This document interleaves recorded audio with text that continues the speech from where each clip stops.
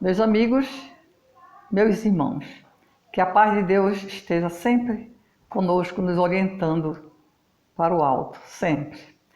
Eu hoje vou falar sobre as recomendações que Deus e que Jesus fazem para as pessoas maiores de 40 anos e de 60 anos.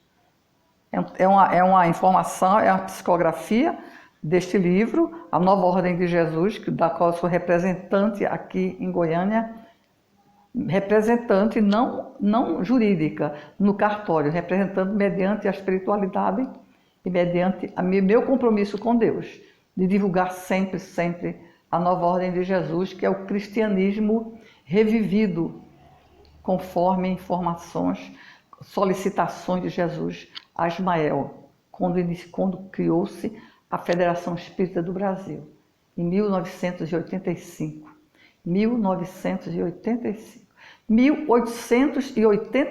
desculpem, 1885, criou-se a Federação, e a primeira recomendação que Ismael recebeu de Jesus foi essa, que o cristianismo seria, o espiritismo seria o cristianismo. Então, essa é a nova ordem de Jesus. São todas mensagens de espírito de alta hierarquia, composta de 7 livros. Maria de Nazaré. A vida de Jesus. Esse daqui que são mensagens de Jesus, altíssimo teor. E 4, referente à transição planetária, que é o que nós estamos agora vivenciando. Então, essa daqui, a mensagem de hoje, é um capítulo aqui que ele direciona para as pessoas maiores de 40 e 60 anos. Quer dizer, esse livro daqui foi psicografado em 1970. Sendo assim, ele está atribuindo às pessoas nascidas em 1910, porque é 70 menos 60, né? Que ele direciona para as pessoas de 40 e 60 anos. Então, as pessoas nascidas após 1910. No meu caso, de muita gente. Então, ele diz o seguinte: todos nós, quando nascemos, não sei se todos sabem, nós assinamos compromissos com a espiritualidade. Chama-se carta de vida, porque são milhares e milhares de pessoas tendo necessidade e desejando reencarnar. Porque reencarnando aqui na Terra, há mais possibilidade de evolução do que se estiver no plano espiritual. Aqui há mais sucesso se a pessoa segue um bom caminho. E insucesso se segue um caminho mau, né? Então todas querem reencarnar. Para reencarnar, todas fazem um projeto. Por que nós queremos reencarnar? Porque são milhares e milhões de almas querendo reencarnar e não há essa possibilidade, porque os nascimentos aqui no planeta não são nessa quantidade, milhões e milhares, não são. Então, esse projeto de vida, esse compromisso feito em carta da vida, o nome, a pessoa assume aquele compromisso. No caso aqui, essas entidades das quais eu me refiro, elas assinaram a carta de vida. E Jesus, naquele momento, solicitou que aqueles que nasceram naquele momento de 1910 em diante, aqui o momento é 70, esse daqui, se vissem como se fossem servidores de Jesus aqui na Terra. Como? Servindo como se fossem espíritos protetores daqueles de menor idade deles. Quer dizer, além da educação que nós temos a obrigação de fornecer para os menores, também há a evolução espiritual. Entendeu? A espiritualidade. Mostrar, envolver aquele ser que nasceu com a espiritualidade. Não ficar uma pessoa leiga, uma pessoa que não tem religião, não tem crença, não tem nada. Então, a carta de vida naquele momento estava dizendo isso. Nosso compromisso em transmitir a nossa espiritualidade, nossas crenças. Tudo bem, né? Eles vieram, e que eles agiriam como se fossem servidores de Jesus. Na volta, no retorno, depois que faz o balanço, vamos chamar o balanço das coisas positivas e negativas que se aprontam aqui na Terra, aí a pessoa tem a recompensa, chamada lei da recompensa, que é uma lei que existe no mundo espiritual, que recompensa a todos nós, todos vós também, vocês todos, por tudo que se faz de bom aqui na Terra. A lei da recompensa. Então, nasceram aquela quantidade imensa de espíritos, né? Muitos deles, tudo bem, cumpriram o compromisso que assumiram com Jesus Cristo naquela carta de vida. Muitos não, preocupados com os bens materiais, esqueceram completamente aquela missão das quais ele chegou para cumprir e razão pela qual eles tiveram primazia em reencarnar, porque os candidatos são muitos. Então, Jesus foi uma decepção para esses, né? Então, para avivar a mentalidade, a lembrança essas entidades que reencarnaram, eles avisam que o tempo é infinito, que ainda há tempo deles começarem a serem como se fossem protetores dos mais jovens, e não tem hora marcada para eles agirem dessa maneira. Então, vale o desejo de cada um, de cumprir, de se lembrar. Então, durante a noite, quando nós estamos dormindo, os espíritos, nossos protetores, espírito de luz, avivam a nossa memória. Olha, você cumpriu isso, você prometeu isso.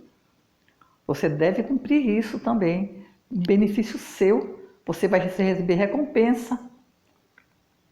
Você veio para isso. Sua carta foi aceita. Esse compromisso é com Jesus. Você é o servidor de Jesus. Você tem que fazer o possível para cumprir aquilo que você prometeu. Bem, aí fica a cargo dele, né? De aceitar como se diz, esse chamamento noturno que os protetores chamam para a gente. E outros não seguem essa missão que ele assinou. Mas Jesus dá uma chance, diz, olha, se aqueles que não se preocuparam em cumprir o prometido, têm uma chance, orem antes de dormir, orem durante 15 minutos no mínimo, para aqueles que precisam, para os necessitados, os indigentes, olhem para os doentes nos hospitais, para os velhinhos abandonados, para as pessoas de rua, para os detentos que desviaram-se das missões deles. Orem para o próximo, porque essa sua missão que não foi cumprida será esquecida. Você foi útil de outra maneira. Então é isso. Para terminar esse trechinho daqui, eu vou ler um trecho aqui, porque o capítulo aqui é grande. Jesus dizendo, né? Esse livro daqui foi trazido pelo apóstolo Tomé. Jesus mandou as mensagens em 1970 pelo apóstolo Tomé, cada mensagem, digamos de 5 em 5 dias mais ou menos, que eu estava vendo as datas que elas são trazidas. No caso aqui foi 28 de junho de 1970, essa daqui, são essas páginas. Essas a respeito essa missão que nós anotamos na nossa carta de vida. Então, essa mensagem daqui foi Jesus que mandou. Ele, Tomé, entregou, psicografou no Rio de Janeiro, quando já foi criada a nova ordem de Jesus, e o apóstolo Tiago, que toda a nova ordem de Jesus, quem trabalhou com ela, quem divulgou, todo o trabalho é feito por apóstolos. Só que todas elas, toda a obra foi coordenada pelo apóstolo Tomé. Tomé é o coordenador desse grupo de obras psicografadas. E anteriormente está dizendo o livro da FEB, está dizendo que Tomé veio para codificar o Espiritismo. Então, ele codificou o Espiritismo com o nome de Kardec, Tomé, estou falando dos pais. E depois, em 1969, parece que quando Kardec morreu, ele assumiu, teve aquela pausa de estudo e depois ele começou a coordenar a nova ordem de Jesus. Não foi codificar, coordenar. Então, esse último trechinho eu vou ler, que eu gosto sempre de mostrar a palavra. Vocês ouviram a minha palavra. Agora vamos ver o que é que Jesus disse, finalizando o capítulo. O capítulo tem 5 páginas, vou dizer mais ou menos porque é interessante ouvir a palavra dele. Ele diz assim: o Senhor Jesus, por sua vez, mantém-se atento a quanto de si possa depender para ajudar o Brasil e seu povo a alcançar os seus objetivos, instalado desde agora em terras brasileiras. Jesus, nesse momento, vinha aqui, lá no Rio de Janeiro, né? Em terras brasileiras. O Senhor Jesus houve por bem instalar também neste país a sua nova ordem, cujo coordenador é Tomé.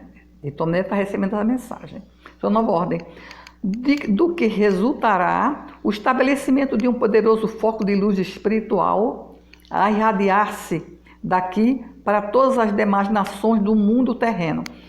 Eu tenho o livro da Nova Ordem em inglês, está guardado, em inglês, edição inglesa, e tenho em espanhol também, não os outros em espanhol.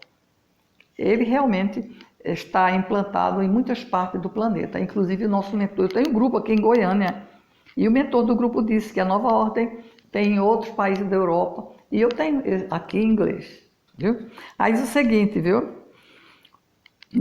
A irradiar-se daqui para todas as demais nações do mundo terreno. Povos de várias outras nações sentir-se-ão atraídos pelo intenso foco irradiado pela nova ordem de Jesus. E para que se transportarão gradativamente para aspirar os eflúvios desta bendita ordem do Senhor. Tudo, entretanto, se há de processar gradativamente sob o controle e assistência das forças espirituais para o bem do Brasil e de todas as suas populações. Então, essas são finalizando o capítulo, Jesus diz isso. Importante esse livro.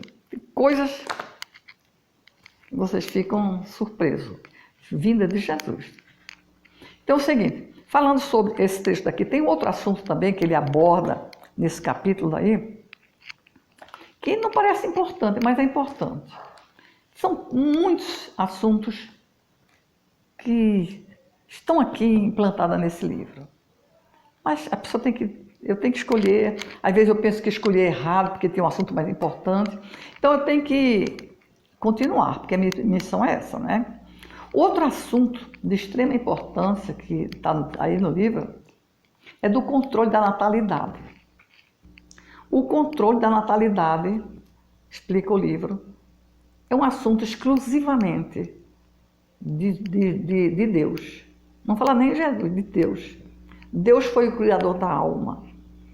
Deus criou a alma, expliquei anteriormente, de um simples desejo. Explica muito subjetivamente isso.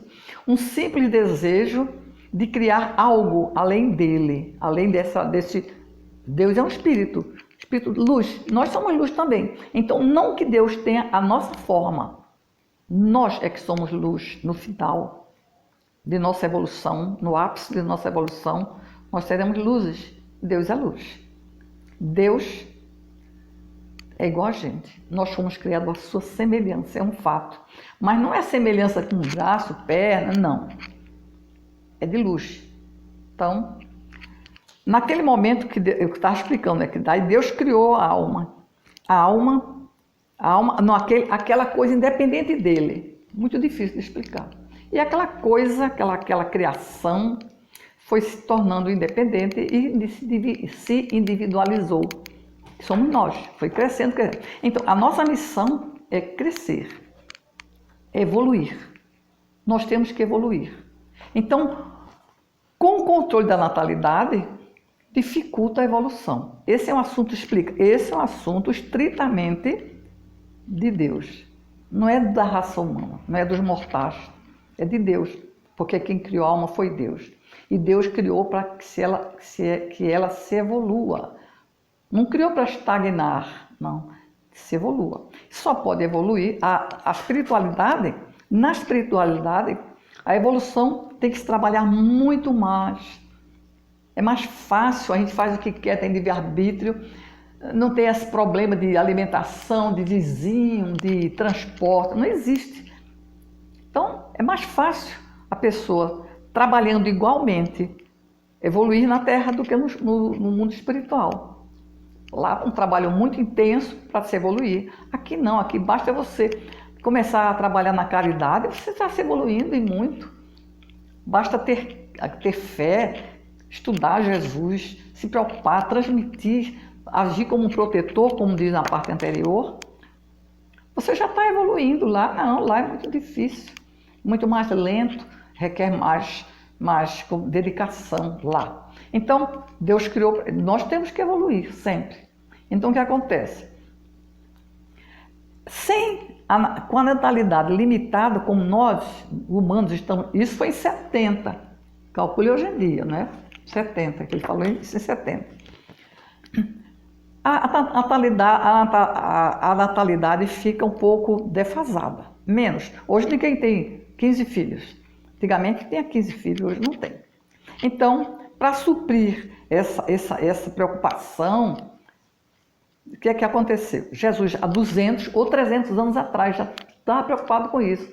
Que as almas, os espíritos, iam ter menos chance de correrem na evolução, que é a meta, a nossa meta, né?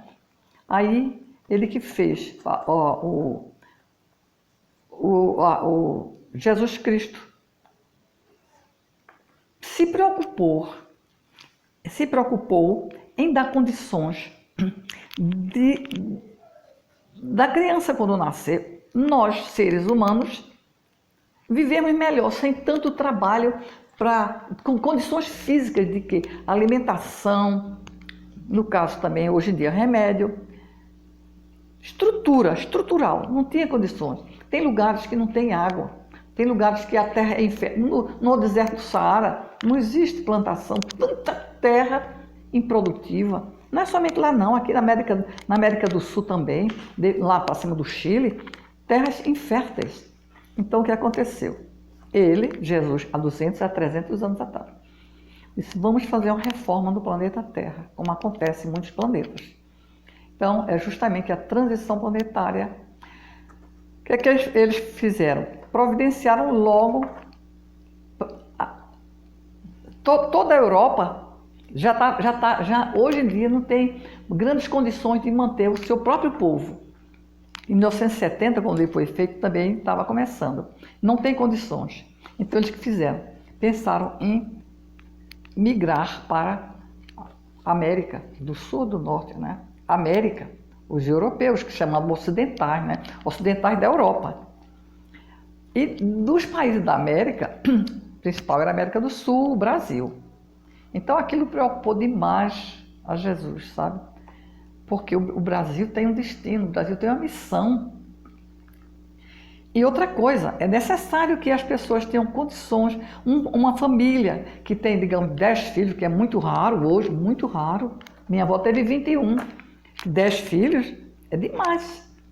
Não tem nem condições. Pensa, como é que eu vou criar essas crianças todas? Não tem condições. Então, para haver condições básicas de sustento dos filhos, então, e para a gente não se preocupar com o controle da natalidade, então ele começou a providenciar essa transformação topográfica do planeta Terra, para que dê chance para esses espíritos evoluam rápido, está custando muito. Não há chance de nascer, as famílias não têm grandes filhos. Realmente, hoje em dia não se vê família com 5 filhos, não se vê mesmo. Sempre 2, 3, 1 ou nada. Não existia isso antigamente. Então, eles que fizeram? A Europa não tem condições de manter o seu povo preocupados. E Jesus, a equipe chama-se Forças Superiores, São as forças que trabalham sob a orientação de Jesus, mas que trabalham, né? Jesus é mais o coordenador, porque ele tem muita coisa que providenciar, que decidir. Então, as forças superiores que fizeram. Começaram a se preocupar, Jesus também, quais imigrantes chegariam no Brasil? Quais? Preocupado com isso, porque o Brasil está destinado a um determinado futuro de grande glória. O Brasil, aqui diz o seguinte, viu? Os povos brasileiros têm uma missão.